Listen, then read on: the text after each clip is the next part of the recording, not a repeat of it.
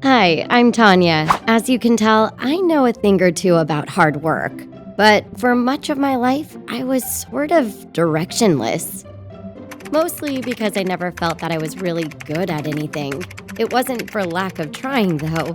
In fact, I tried really hard at everything. For starters, I tried really hard at my job. I work at How To magazine where I write how-to articles.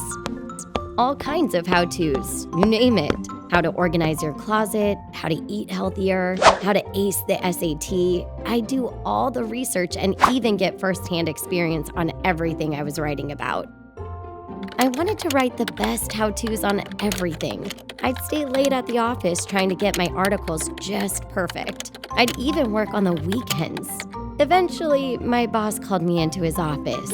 I was expecting him to tell me how much he appreciated all my hard work and was even hoping that maybe he'd give me a promotion. But instead, he told me I was taking too long to do my work. "Hey, Shakespeare, these are how-to articles. Let the pictures do most of the work," he told me. But I wanted to be the best, and if you really want something, you have to work hard, right? At least that's what my parents told me, and all my teachers. It's what the world tells you, isn't it? I even tried too hard when it came to dating. Well, I guess you have to go on actual dates to call it dating. My situation was more of a crush. A major crush, actually. His name was Mike. He was a photographer at the magazine. Mike was so artistic and smart. Anytime he showed me his photos, I'd tell them that they were the most amazing pictures I had ever seen in my life. Whenever I was around him, I just lost my cool. I'd always compliment him and tell him how talented he was. And I'm sure it's nice to hear things like that, but it was a bit much. I was trying way too hard. Ironic, because I had written an article before on how to talk to your crush. But I was probably more of an expert on how not to talk to your crush. I noticed that this was a pattern in my life. I'd try really hard at something, but the harder I tried, the more I felt I wasn't getting anywhere. I worked harder than everyone else, but I was always getting passed up for promotions. Even in school, I had worked really hard to get into a good college, and I studied so hard for the SAT for weeks. Even up until the night before, I stayed up to get in as much studying as I possibly could. But when it was time to take the test, I was so tired, I fell asleep halfway through. My score was terrible. Nowhere near good enough to get into the university I was aiming for. Oh well.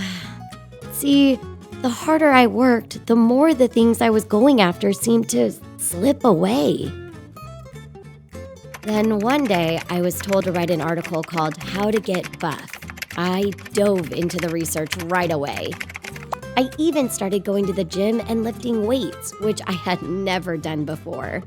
I learned so much, and I actually saw some progress, which was exciting. I got more and more into it, and I started working out all the time. Even after a long day at work, no matter how late it was, I'd go to the gym and work my butt off. Going hard is what I did best, after all. It's the only way I knew how to do things. Then an amazing thing started happening. The harder I worked at the gym, the more results I saw. I was getting super strong. And the stronger I got, the more it motivated me to keep going and keep pushing harder, which made me even stronger. Who knew that what I was looking for my whole life was at the gym? It seemed to be the only place in the world where the harder I worked, the more I got back, not less. If only life were that simple. I got so strong, I started competing in powerlifting meets. As time went on, I got more and more serious. I even hired a trainer to help push me further. I was always trying to get stronger and take things to the next level. Roscoe was a passionate former Olympic champion, but nowadays he was more passionate about helping young athletes and reality TV. I figured if I wanted to be the best, I'd have to be trained by the best. I started climbing the ranks at these competitions. I wanted to go harder and harder, but Roscoe told me to ease up. He didn't want me to get too tired or, heaven forbid, get hurt. But I didn't want to ease up. I didn't know how. I wanted to keep pushing, no days off. Wouldn't get hurt, not if I was strong enough. So I kept pushing. For the first time in my life, I felt like I could be the best. No one worked as hard as me, and I finally found something where my intensity paid off. Eventually, I even made it to the Olympic qualifying meet. If I placed first here, I'd get to represent the USA and have a chance at truly being the best in the world. I had been training my butt off for this. Roscoe was still telling me to take it easy and not lift so much during our training sessions, but this was a shot at the Olympic glory. On the day of the event, I was psyched. This was the most amount of weight I'd ever attempted. Roscoe didn't approve of how much weight I was trying to pull, but this was not the time to ease up. I grabbed that bar real tight and let her rip. I never pushed that hard in my whole life, and I did it. I lifted a personal best. But as soon as I dropped the weight, my back hurt really bad. So badly that I couldn't even celebrate the fact that I placed first. So Roscoe took me to the doctor. Turned out I had injured my back very seriously. I could barely walk. Everything came crashing down when the doctor told me that I wouldn't be able to compete anymore. I may never be able to lift weights again at all. I couldn't believe it. Roscoe didn't have the heart to say, "I told you so," even though I could tell he wanted to. The worst part was, I had worked so hard to get to this point, but I had to miss the Olympics. I was devastated. So there I was, right back where I started, trying too hard and getting the shaft for it.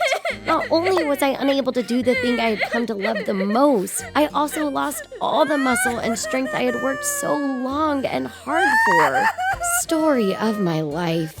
I spent the next few months stuck at home, depressed. I was a wreck. I couldn't work out or do much of anything really. I couldn't even sit in a chair for too long, so I couldn't work. The office was nice enough to send me a care package though. It was mostly stuff like chocolates and nice get-well-soon cards. Mike sent a card too. He enclosed a batch of his latest photos for work, since I seem to have enjoyed his photography so much.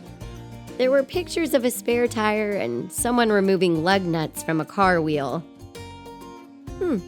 They must be working on a how to change your tire article. My boss sent me the latest issue. He wrote a little note on it that said, "'Tis but a scratch, feel better, Shakespeare." And the featured article on the issue was called How to Get Back Up After Falling Down. The healing process was long and slow, but Roscoe came over every day to help me with my rehab.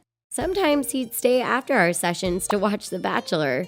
Since physical therapy is basically exercise, it's no surprise that I took to it so well. But this was a completely different kind of exercise than the type I had been doing. Unlike what I had been doing before, physical therapy wasn't about going hard. It was about finding the right balance between work and rest. I had to be careful not to go too hard, or else I'd hurt my back again. I had to do just enough to be able to do it again tomorrow, and the day after that. Eventually, I was able to walk better, and little by little, my back got stronger. Strong enough to where I could even work out with weights again. I was so happy to be back in the gym. It was the first time I had touched a weight in over a year. I picked up a light dumbbell and did a few reps. But this time, I wasn't going to go as hard as I possibly could. I was used to doing more, and I felt like I could, but I didn't. And this felt good enough. Besides, I needed to keep something in the tank for later. And that's when I think I realized the key to mastery. I wasn't going to be the best by just going hard all the time. Hard work still has its place, don't get me wrong, but I had to do it in a way that would allow me to keep going for a long time to come. That's how I was going to be the best. When I went back to the office, my boss was so happy to have me back. He said I could write anything I wanted. So I came up with a series of fun how-to articles on sports because I had learned so much about the body. The first article I wanted to write was how to hit a baseball. They say hitting a baseball is the hardest thing to do in all of sports. So naturally, I wanted to master it. As usual, I dug into the research. Step 1. Take a proper stance. Step 2. Keep your eye on the ball. Step 3. When you swing, hold onto the bat. Sometimes beginners forget that. I went to the park to practice. Mike offered to come with me to take photos, but I asked him to throw me pitches instead. As Mike got ready to toss me the ball, I got in my stance, kept my eye on it, and I held on. But not too tight. Mike wound up, pitched it straight down the middle, and crack! I hit a pop fly. Not bad. That's when I got the idea for a new article. How to work smarter, not harder. Do you ever feel like you're working too hard? Tell us in the comments. Don't forget to like and subscribe for more hidden wisdom stories. Remember, when you share our stories, you're sharing wisdom.